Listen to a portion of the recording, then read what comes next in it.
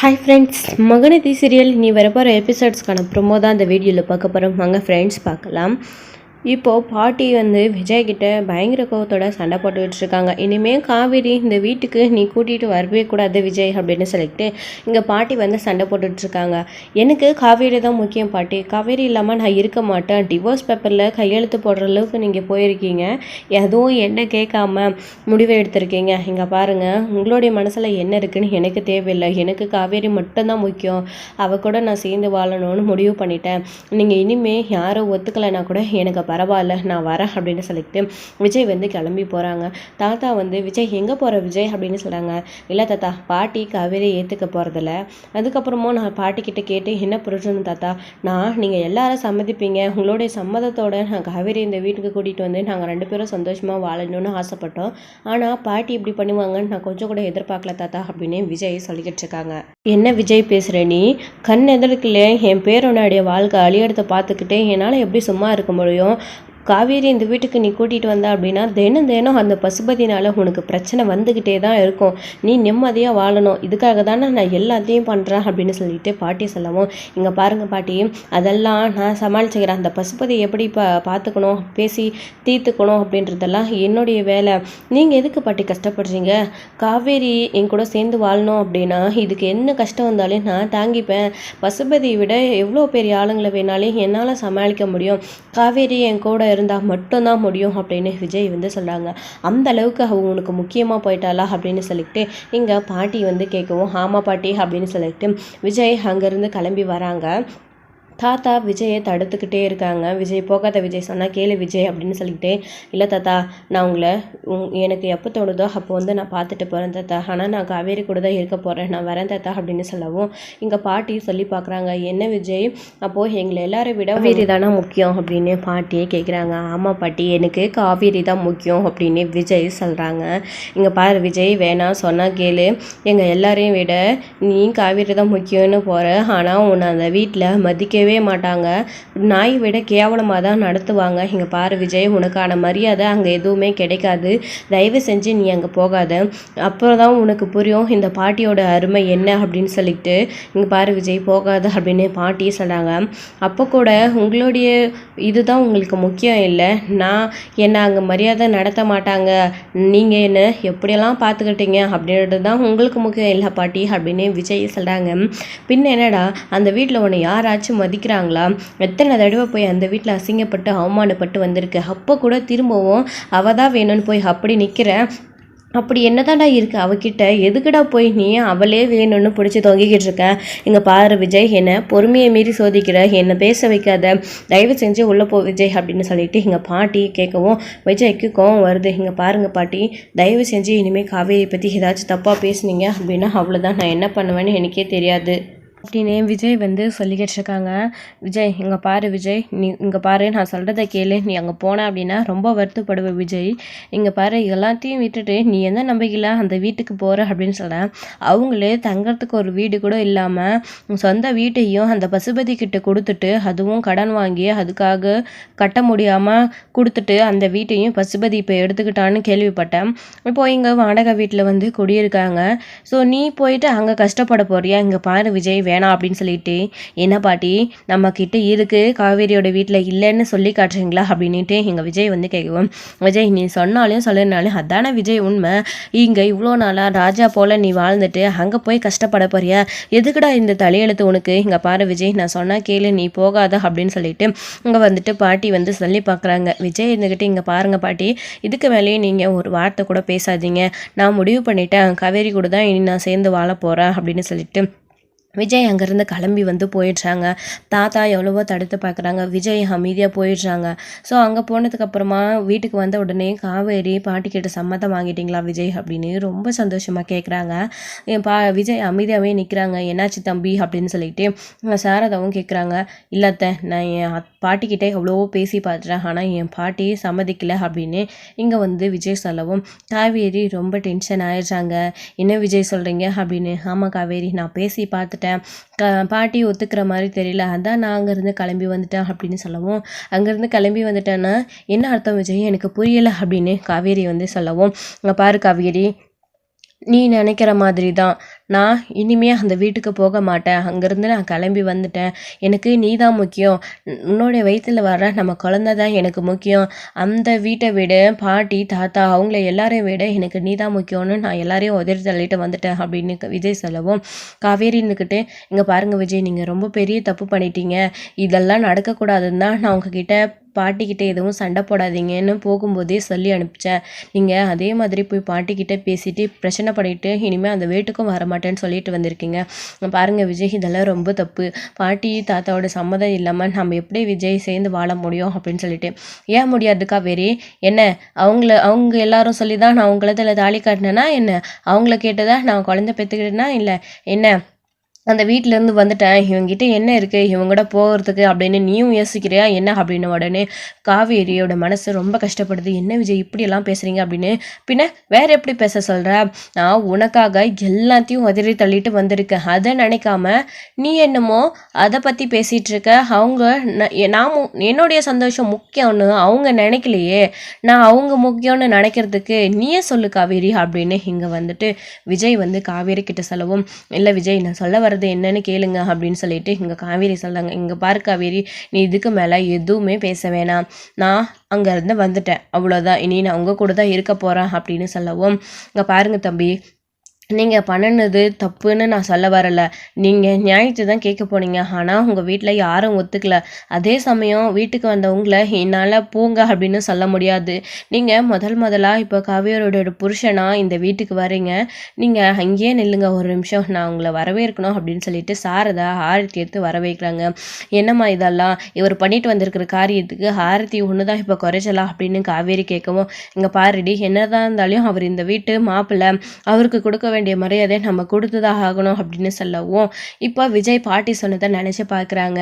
அந்த வீட்டுக்கு போனால் உனக்கு எந்த ஒரு மரியாதையுமே கிடைக்காது விஜய், நீ தேவையில்லாமல் அங்கே போய் அசிங்கப்பட்டு வந்து நிற்காத, அங்கே போகாதன்னு பாட்டி சொன்ன விஷயம் விஜய்க்கு ஞாபகம் வருது.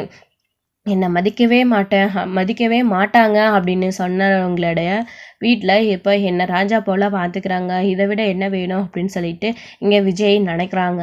ஸோ வீட்டுக்குள்ளே சாரதா விஜயை கூப்பிட்டுக்கிறாங்க. அம்மா என்னம்மா நீ பண்ணிக்கிட்டு இருக்க அப்படின்னு. இங்கே பாருங்க தம்பி, உங்கள் வீட்டில் பேசி சம்மதிக்க முடியல தான், ஆனால் இது நிரந்தரம் கிடையாதுல்ல. நீங்கள் எப்படியாச்சும் பேசி அவங்கள சமாதானப்படுத்துவீங்களா அப்படின்னு சொல்லிட்டு, பாருங்க அத்தை, நான் திரும்பவும் அவங்கள பேசி சமாதானப்படுத்துறனோ படுத்துறதுலையோ அதெல்லாம் என்னுடைய பாடு. நான் காவேரி கூட சேர்ந்து வாழணும். உங்களுக்கு என்ன, நாங்கள் 2 பேரும் சேர்ந்து வாழணும் அதுதானே. காவேரி கர்ப்பமாக இருக்கிறப்போ அவளை தனியாக விடக்கூடாது, அவ்வளோதானே. நாங்கள் 2 பேரும் இப்போது கண்டிப்பாக சேர்ந்து வாழ்வோம். இங்கே பாருங்கள், உங்களுக்கு டிஸ்டர்பன்ஸாக கஷ்டமாக இருக்குது அப்படின்னா நான் ஏற்கனவே தங்கியிருந்தேன் இன்னொரு போர்ஷனில் நான் காவேரியை கூட்டிகிட்டு போய் வச்சுக்கிறேன். என்னால் அங்கே நிம்மதியாக காவேரியை வச்சுக்கிட்டு சந்தோஷமாக என்னால் வாழ முடியும். நீங்கள் நம்பி காவேரியை என் கூட அனுப்பலாம். காசு பணம் வேலை வெட்டி எதுவுமே இல்லை, இதெல்லாம் நீங்கள் எதுவுமே நினைக்க வேணாம். நான் அந்த வீட்டை விட்டு வந்துட்டு தான், ஆனால் எனக்கான படிப்பு இருக்குது, திறமைகள் இருக்குது, இதை வச்சு நான் காவேரியை காப்பாற்றுவேன் அப்படின்னு சொல்லவும், பாருங்கள் தம்பி, நான் காசு பணத்துக்காகலாம் காவேரி உங்கள் கூட அனுப்பல. அப்படி நினச்சிருந்தேன் அப்படின்னா நான் இதுக்கு முன்னாடியே உங்கள் பாட்டியும் உங்கள் சித்தியும் சொன்னது உண்மையில ஆயிருக்கும். அப்படி நாங்கள் கான்ட்ராக்ட் கல்யாணம் போட்டு காவேரி விடாமல் உங்களை பணத்துக்காக தான் கல்யாணம் பண்ணிக்கிட்டு அது குழந்தை பெற்றுக்கிற மாதிரி ஆயிடுமே அப்படின்னு சொல்லிட்டு சாரதா சொல்லவும், நீங்கள் பாருங்க அத்தை, அதை மட்டும் நீங்கள் என்றைக்குமே நினைக்காதீங்க, நீங்கள் காவேரியை மட்டும் அனுப்பி வைங்க அப்படின்னு சொல்லிட்டு விஜய் வந்து சாரதா கிட்ட சொல்கிறாங்க. இப்போது காவேரியுமே அமைதி ஆயிடுறாங்க. எதுவுமே காவேரியாலும் பேச முடியறதில்ல. இல்லை விஜய், இங்கே பாருங்கள், நீங்கள் வயசான காலத்தில் தாத்தாவையும் பாட்டியும் இப்படி தனியாக விட்டுட்டு வந்துட்டீங்களே அப்படின்னு சொல்லிட்டு கேட்குறாங்க. என்ன காவேரி நீயும் இப்படி பேசுகிற? அவங்கள பற்றி யோசிக்கலையே, என்னை பற்றி அவங்க யோசிக்காதப்போ நான் மட்டும் எப்படி அவங்கள பற்றி யோசிக்க முடியும் அப்படின்னு சொல்லிட்டு விஜய் சொல்லுவோம். இங்கே பாருங்கள் விஜய், நீங்கள் பண்ணுறது பெரிய தப்பு. தாத்தாவும் பாட்டியும் அவங்களுடைய மனசு எவ்வளோ கஷ்டப்படும் நீங்கள் இல்லை அப்படின்றது அப்படின்னு சொல்லிட்டு காவேரி கேட்கவும், இங்கே பாரு, நீ திரும்ப அவங்கள பற்றி தான் யோசிக்கிற, மற்றவங்கள பற்றி யோசிக்கிற, நீ ஏன் உன்னை பற்றி யோசிக்க மாட்டேன்ற, நம்ம வயிற்றுல இருந்த குழந்தைய பற்றி யோசிக்க மாட்டேன்ற, என் கூட சேர்ந்து வாழணும்னு உனக்கு ஆசை இல்லையா? இதை பற்றி நீ யோசிக்காமல் ஏன் பாட்டியை பற்றியே யோசிட்டு வந்துட்டு காவேரி கிட்ட பேசிகிட்டு இருக்காங்க.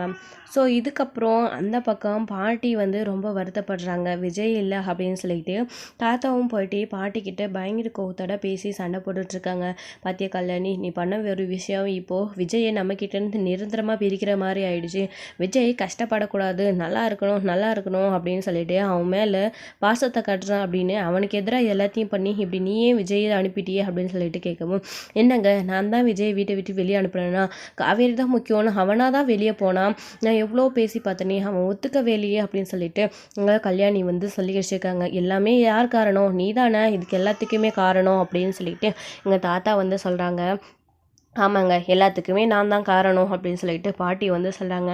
நான் விஜய் இல்லை வீட்டை விட்டு வெளியில் போயிட்டான் அப்படின்னு கஷ்டத்தில் இருக்க, நீங்கள் வேற என்னை பேசி நோக்கடிக்காதீங்க அப்படின்னு சொல்லவும், பாரு அப்படி நீ விஜய் இல்லை அப்படின்னு சொல்லிட்டு கஷ்டப்படுற அப்படின்னா விஜய்க்கு காவேரி தான் சந்தோஷம், உலகம் எல்லாமே.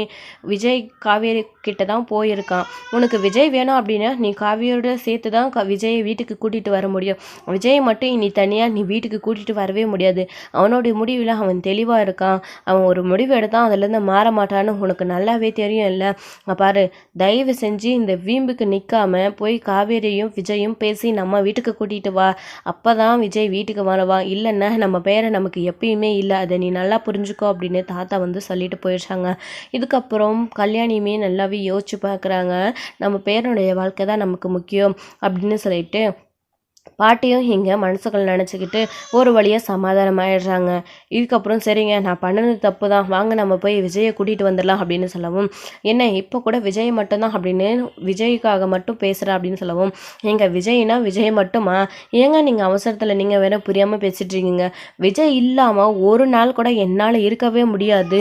இப்போவே போய் பேசி விஜயையும் காவேரியும் நம்ம வீட்டுக்கு கூட்டிகிட்டு வரப்போங்க. நான் நடந்த எல்லாத்தையும் பேசி அவங்கக்கிட்ட மன்னிப்பு கேட்டுட்டு விஜய் நம்ம வீட்டுக்கு கூட்டிகிட்டு வந்துடலாம் அவங்களோட சேர்த்தி அப்படின்னு சொல்லவும், இப்போ தான் ஒரு கரெக்டான முடிவு எடுத்திருக்க அப்படின்னு சொல்லிட்டு இங்கே வந்துட்டு தாத்தா வந்து சொல்கிறாங்க. வாங்க போகலாம் அப்படின்னு சொல்லிட்டு இங்கே வீட்டுக்கு வந்து பாட்டி வந்து நிற்கிறாங்க. விஜய் இருந்துக்கிட்டு எதுக்காக இப்போ இங்கே வந்தீங்க, நான் எங்கே போனாலும் என்னை தொல்லை பண்ணணும்னு விஜய் வந்து பாட்டியை பார்த்து கேட்குறாங்க. இல்லை விஜய், எனக்கு உன்னுடைய சந்தோஷம்தான் முக்கியம், நீ தான் முக்கியம். உன்னுடைய சந்தோஷம் காவேரி தான்றதை நீ தெளிவாக சொல்லிட்ட. இதுக்கப்புறம் சாகிற காலத்தில் நாங்கள் பிடிவாதமாக இருந்து என்ன பண்ண போகிறோம்?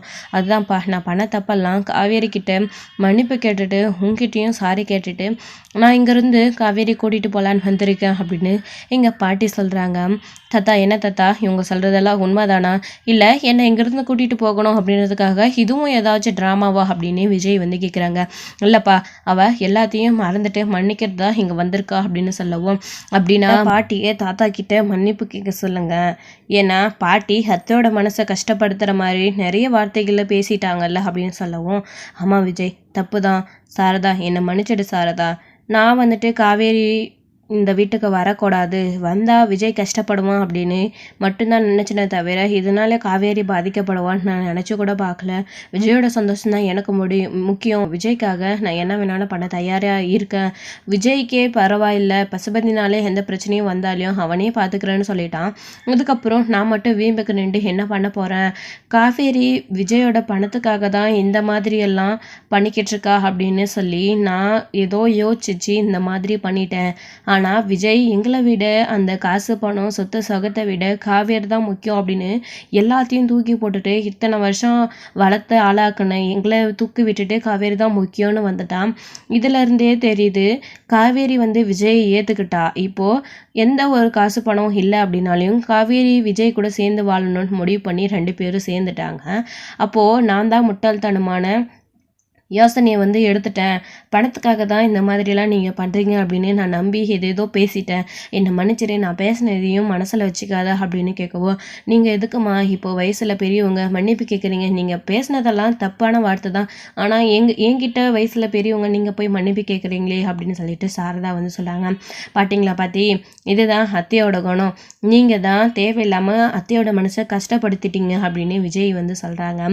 ஆமாம் விஜய், நான் தப்பு பண்ணிட்டேன். இங்கே பாரு காவேரி, நான் பேசினதையும் மனசில் வச்சுக்காத, பேசிடாத, எனக்கு விஜய் முக்கியமா, உனக்கும் விஜய் முக்கியம், விஜய்க்கு நீ தான் முக்கியம், அதனால் நீங்கள் 2 பேரும் சேர்ந்து நம்மளுடைய வீட்டுக்கு வாங்க, நீங்கள் அங்கே வந்து ராணி போல் ராஜா போல் இருங்க, நான் உங்களை எதுவுமே கேட்க போடுறதில்ல, எனக்கு என் பேர் என்னுடைய கண் முன்னாடி சந்தோஷமாக இருக்கணும், அது மட்டும்தான் முக்கியம், உன் கூட தான் இருக்கேன், உன் கூட தான் இருந்தால் சந்தோஷமாக இருப்பான் விஜய் அப்படின்னு தெரிஞ்சதுக்கப்புறமும் நான் எப்படி இதுக்கு ஈடாக இருக்க முடியும், தடையாக இருக்க முடியும் அப்படின்னு சொல்லிட்டு பாட்டி வந்து இங்கே சொல்லிடுறாங்க. அதுக்கப்புறம் சரி அப்படின்னு சொல்லிட்டு சாரதாவும் சம்மதிச்சு காவேரியை விஜய் கூட அனுப்பி வைக்கிறாங்க.